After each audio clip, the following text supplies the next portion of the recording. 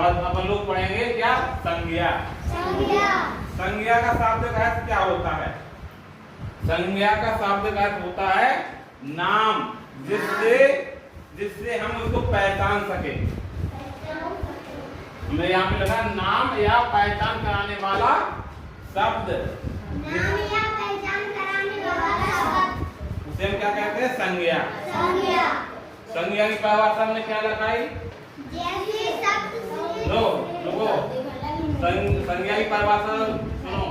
जिस शब्द से किसी व्यक्ति, वस्तु, स्थान, प्राणी की पहचान होती है उसे हम क्या कहते हैं? संज्ञा। जिस शब्द से किसी व्यक्ति, वस्तु, स्थान, प्राणी या भाव की पहचान होती है। जैसे हमने कहा आपकी पहचान किससे है? अगर हम आपका नाम लेंगे तभी तो आप खड़े हो गए। जैसे तो ये क्या है? पहचान है आपकी। ठीक, आपके पापा का नाम क्या है? वो क्या पहचान है? कोई कैसे पहचानेगा?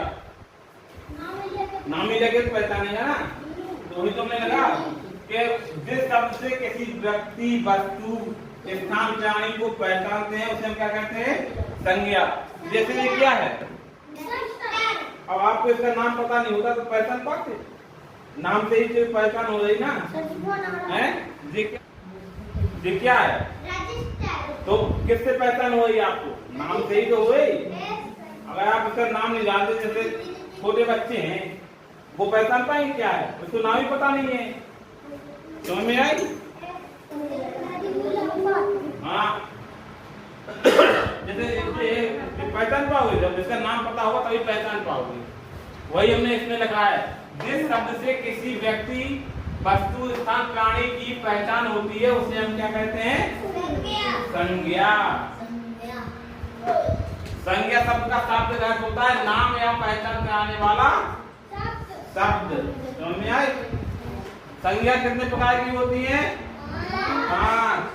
व्यक्तिवाचक संज्ञा, जातिवाचक संज्ञा, द्रव्यवाचक संज्ञा, भाववाचक संज्ञा और समूहवाचक संज्ञा।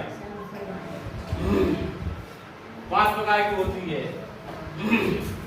अब संज्ञा में देखो कौन कौन से है? व्यक्ति, यहाँ पे व्यक्ति नाम आया था संज्ञा में। व्यक्ति में हमने लिखा था राम, मोहन, सीता, गीता, श्याम। ये क्या है? व्यक्ति का नाम है। ये क्या है? संज्ञा। अब संज्ञा में क्या है? प्राणी। अब प्राणी में पर्टिकुलर एक का नाम नहीं होगा। जैसे यहाँ पे लगा हमने पशु, तो पशु में क्या? सब पशु आ जाएंगे। अगर हम कहते गाय तो किस में आएगा? फिर एक पर्टिकुलर नाम हो गया। समझ में आई? पशु में बहुत सारे पशु आते हैं। गाय, भैंस, घोड़ा, बकरी। अब पक्षी में बहुत सारे पक्षी आते। मनुष्य में किसी का हमने पर्टिकुलर तो बोला नहीं। मनुष्य में सभी आते हैं। लड़का में सभी लड़के आ जाएंगे।